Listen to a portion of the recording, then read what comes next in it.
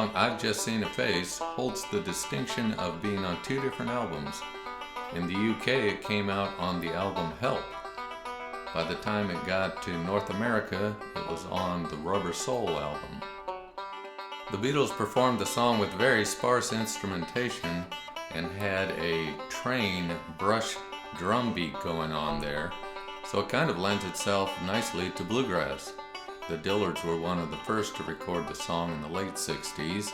This was during the time when Doug Dillard had taken a hiatus and was in the band Dillard and Clark. So the banjo player you hear on their recording was none other than Herb Peterson. The arrangement I've put together tries to articulate the vocal notes that Paul sings. At the same time, we'll try to put those notes into standard banjo rolls. So let's take a look at how we do it. There's a free time introduction. Free time meaning you don't have to count beats to play it. The word for that classically is rubato. So you hear these notes.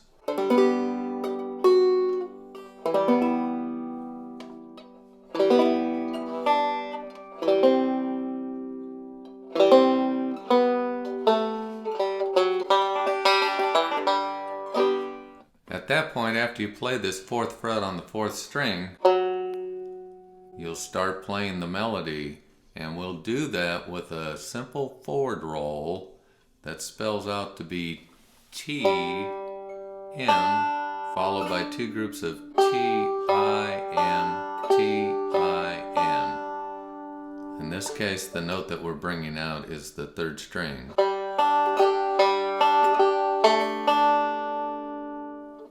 All of the next measures use some form of this roll. In the measure that starts with the 2-0 pull-off, you're still playing the roll, it's just that you don't hit the middle finger.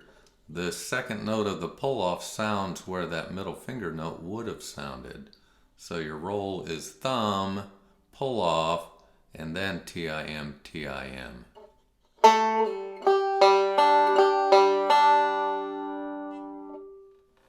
The next measure has 8 notes. It's the same roll as we began with, except we start with the thumb on the second string, and then the index comes over to the third string because the melody moves there, and it moves back to the second string.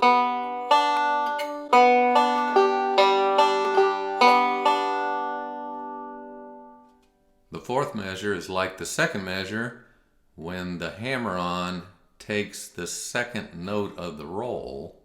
So you'll have thumb on the second string, that's to bring out the melody, hammer instead of middle finger, and then T, I, M, bring your second finger down, and the index finger hits that note.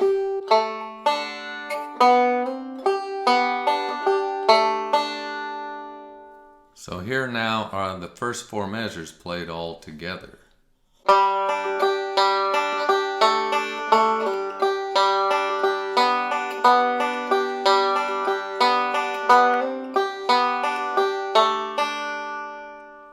The next 4 measures contain the exact same melody notes, but while you're holding your third finger on the second fret of the first string to get the resonance of an E minor chord that's being played in the background. So here it is. Do everything exactly the same, but hold this third finger down.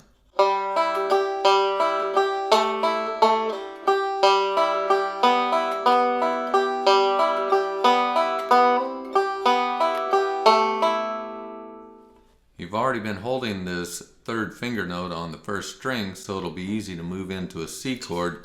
We do so by hammering on the fourth string. Notice I'm bringing down my first finger at the same time to get a complete C chord. Quarter note, index on the third, quarter note.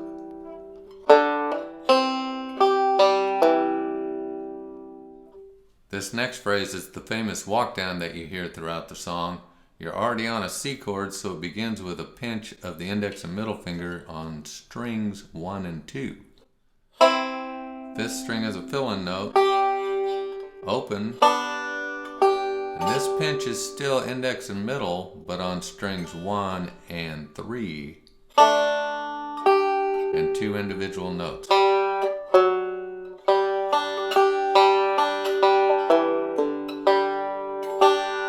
that pull off again is of the slower variety.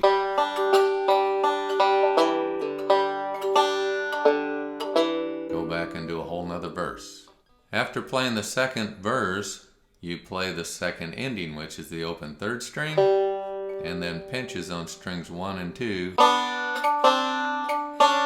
Right there, that's quite a clash, but it gets resolved as you begin the chorus and you slide from 2 to 3. And then you complete a forward roll while holding this note. Brought in my pinky, first finger plays fret 2, and then I move to a C chord to do the pull off and leave my finger off.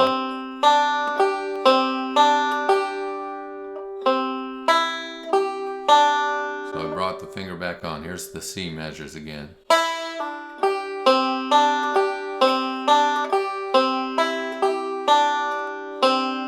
Begin with an index finger here. Here is a quick hammer on going into this C, but a C without the 3rd finger note.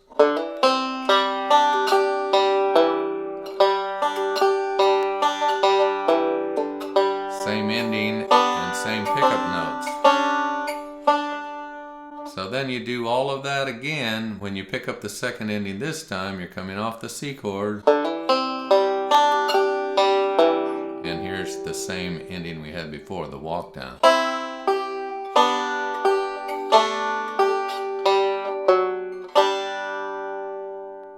On the Beatles record, they did 2 verses, a single chorus, and then moved on to other parts of the song. We're going to do 2 verses and then do 2 choruses as if we're doing the ending. So that way we can put it all together in one fell swoop. And we'll do this at about 190, which is not quite as fast as what the Beatles did, but still plenty fast, obviously, especially if you're learning the song. So use the YouTube features for slowing it down if you need to. Pick on and have fun.